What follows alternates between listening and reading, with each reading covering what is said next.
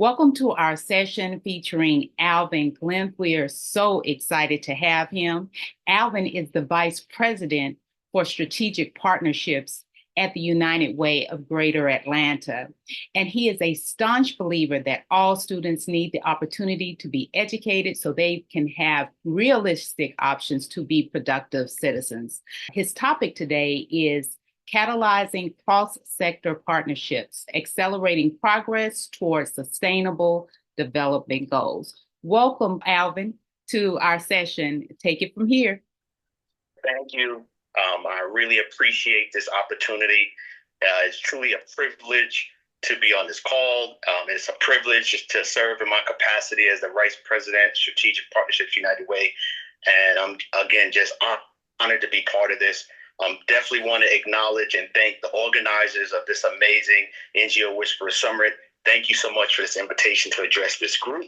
And also want to say it's an honor to be with everyone today. Just the idea of being with people all around the world who are passionate about making a difference has had me excited over the course of the weekend, last few days. Just so looking forward to this moment. I also, as I was preparing this morning, driving over to this space, the idea of speaking to this group brought back a moment in time in which, when I finished my graduate studies, my advisor, Dr. Margaret Beal Spencer, who is an icon in the Black development child psychology space. Look her up if you've never heard of her, Margaret Beal Spencer. But she tapped me on the shoulder and said, "Alvin, one day you're going to be in a room with individuals and organizations and people who your network would never be in that room. And I challenge you to speak on behalf of those people." And so as I was getting ready for this moment, her words, her whisper, her charge, again, came back to my spirit. So hopefully I can make her proud as I share some of my remarks today, because I know each and every one of you are doing some incredible work in your respective fields to advance sustainable development. And so your dedication and commitment, I don't take for granted, and I want to do my best to make sure I can bring those individuals into your hearts and minds, because at this day and time, we are here today because we share something bigger. We believe that we have an opportunity to make a difference, that we can be part of this change. And so as I have this opportunity to talk about cross-sector partnerships, it comes from a space that I know all of you believe in stepping up when it matters most. And so as I try to share some insights on how to catalyze cross-sector partnerships that break barriers, hopefully it will help you drive meaningful change and move us closer to ultimately achieving those sustainable development goals. Before series interesting. Before I take us too far into the moments, into my remarks, I really ask us to take a second to just envision, to get into your mind's eyes, close your eyes if you need to, right? But imagine a world where every child's potential is unlocked, right? Take a second to think about what that world would look like. A world where opportunity is not just a privilege, but it's a right. And so that vision is the core of the United Way Greater Atlanta's child well-being movement, right? Because this movement that I'm part of here in Atlanta, it's about hope, it's about action, it's about creating communities where every child can thrive. But it's also about convening partners cross sectors to catalyze change through complementary work, like work that addresses critical issues in our community, but we are always doing it with someone else, convening partners, lifting them up in this work. And so that, my friends, that's the work I get to do every day. So I'm blessed to actually share some of the insight of that work, but also lessons that I've learned over the course of that journey. We are at a point in time where, as we gather today, there's unprecedented global challenges. Climate change threatens our planet. Poverty and inequality persist throughout the world. We got health crises continue to impact millions around the globe. These issues, they're not isolated. They're deeply, deeply interconnected. And in my opinion, cross-sector partnerships, those are, it's more than just a buzzword, right? So, but those cross-sector partnerships, they are a necessity to truly address those challenges, because they're about bringing people together to do real, tangible change, bring them together to leverage their unique strengths and business, the unique strengths of those businesses and nonprofits and governments and communities, because with them working together cohesively, I've seen them tackle complex issues in a way that no single entity could achieve by themselves.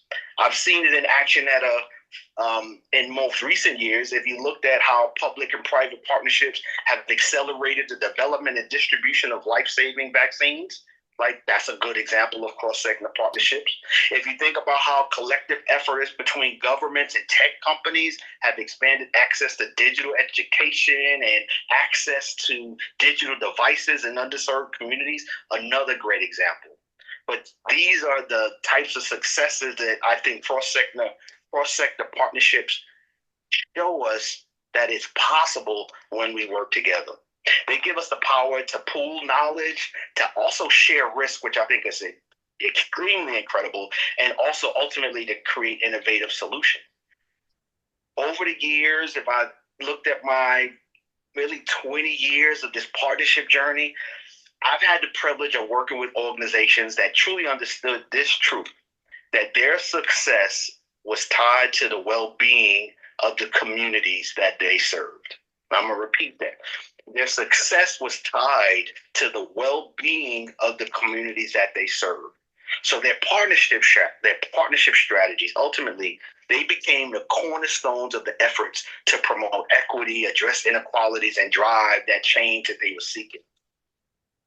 Over those 20 years of working in partnerships, actually, I started my career as a data guy, right? If you go back into my career in the early, 2000s, I was known in Atlanta as the Black data guy. There wasn't too many Black guys in Atlanta doing outcome measurement program evaluation. And so for years, I crunched numbers, I tracked outcomes, and I helped organizations tell their story through data. So I cut my teeth, built my brand, my career as this data dude.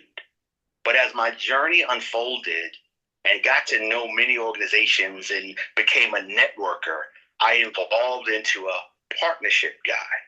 And so as I sit here as a partnership guy, it's not just about making these connections. It's not just about being in the room with the right people, shaking hands, giving out your business cards. It's also about transforming potential into progress. And so as I look at my tenure and as I think about a really good example of an initiative, I thought about this. It was an Atlanta Partners for Education, bring people into the school for a day opportunity, a partnership that I built in 2014. And when I looked at that opportunity, we brought together businesses, we brought together the Chamber of Commerce and school leaders to support college readiness in high schools with low graduation rates. The results were better student outcomes. We were able to advocate for college readiness in a way that we never had before. And the ripple effect was we impacted entire communities in the communities of Atlanta that needed it most. But before that partnership, before I was winning awards for partnerships, I really cut my teeth and learned the partnership game while working with this same college access nonprofit in Atlanta, as we brought together 8 universities to run a summer enrichment program for over 700 high school students. Now, if you're trying to please and serve 700 high school students in your work, you have a sense of the mountain I was trying to climb. But they weren't the most challenging group to serve, honestly. It was navigating the needs and expectations and resources of those many partners and their agendas, because that was really the most challenging part of that work. Those summers, through the success and failures, it ultimately forged my approach to partnership, because those summers reinforced some valuable lessons. It reinforced this idea of the power of collaboration, communication, and accountability, but it really taught me this concept of put the needs of children and families first, and your partnerships will thrive. Another partnership I thought about was the role I had before United Way. I worked at a local school district here in Georgia, third largest school district in the state of Georgia. And really, really proud of that work. Ultimately, my charge was to leverage resources for the central office, the executive office, to bring partnerships and grants to the 130 schools within that school district, which, in itself, in a varying, diverse school district, can have its challenges. But I'm excited that we were able to bring not just resources, but partnerships that actually made a huge difference. One that comes to mind was, as we were facing a literacy crisis with our third graders, we had the opportunity to bring a collaboration with a major funder, a county government who had access to senior volunteers, not high school seniors, but elders. And we built a program that it did beyond more than just literacy. It did more than help these third graders improve their reading scores. An unexpected outcome was that those elders, those seniors, many of whom had felt disconnected or forgotten, they found new purpose in their roles as tutors, right? Their memory increased. Their desire to come to the senior center increased. That, to me, is the magic of partnerships, as you're bringing these opportunities from different partners, but ultimately, by bringing this magic together, you're going to generate outcomes that you would have never expected. And all of that leads to the work that I'm doing now with the United Way of Greater Atlanta, that I have the honor of leading this community resource called the Child Wellbeing Index. The index, it's a snapshot of how well we are serving children and families here in the Greater Atlanta, we being the entire community, not just United Way. Since 2017, this index, we've used it, the region has used it as a tool to understand disparities, communicate the interconnectedness of race and place, but it ultimately has informed how United Way and hundreds of other organizations have built partnership strategies to a more prosperous and equitable region, right? And so this index to this day serves as a barometer of community health and a spotlight to how can we direct resources, build partnerships, and get those resources into the most neediest communities to best support their growth. It has alerted us to tens of thousands of children in our region who are faced with roadblocks where they should be met with possibilities, not roadblocks. And so over those last 7 years, the partnerships we've used them as an effort to accelerate our region's progress to a community where all the children are well, right? So you have to have some type of data that's going to inform these cross-sector partnerships that we are building. Because we understand here that partners are necessary if we are going to attempt this bold, audacious goal to rally and energize, mobilize this community. And that's what we're trying to accomplish here in Atlanta. We want to capture the hearts and minds of our leaders, partners, and the community, because ultimately what we're about is uplifting this well-being of Greater Atlanta's children. We're also about reminding all of us here that we have a shared destiny, right? Your problem is my problem. It's not just a we or us thing. No, it's all of us who have a similar fate, and that's why we have to work together. I thought about how has this index been used. One of the biggest things that we point to right after COVID, we created with the Community Foundation of Greater Atlanta, it was a COVID response and recovery fund, right? We were bringing together the philanthropy the philanthropic community to help respond in this midst of the COVID crisis. And with that index, we were able to rally partners to invest in the most challenged areas in our region. That index it ensured that we were able to get resources into many of our grassroots organizations, our school districts, so that they could get a lifeline of support. But that's the type of cross-sector partnership, people coming together, how that collaboration allows us to be innovative and agile in the ways that we couldn't have did if we were trying to accomplish this alone and by ourselves. So ultimately, the partnerships, it's not just about connecting dots, right? It's about reimagining what's possible. Because when they're done right, I've seen them elevate individuals, organizations, and ultimately entire communities. And so I think about my journey. I started as a partnership manager, really just focusing on achieving the needs of my organization. I was really just centered on how can I get what's best for my organization. But then I grew to a director of partnerships who thought, you know what, partnerships are more about building win-wins, right? So it's not just about my win, it's about others' win, the other partners sitting across the table. Make sure you're building win-win partnerships. But now I'm at a point where I'm creating powerful partnerships that are about catalyzing progress for communities throughout Greater Atlanta, a region that's encompassing 6 million people. And it's about putting those people's needs in these individual communities at the front of my mind as I'm building partnerships. Because it's a time like I've never seen before, but I really think partnerships are a huge strategy to help us move forward, because that's how we're going to accelerate and galvanize. If we're going to forge a society where every child, every family thrives, we have to do this collectively. I am in Atlanta, Georgia, but I am originally from New York City. Some of y'all might recognize my accent, right?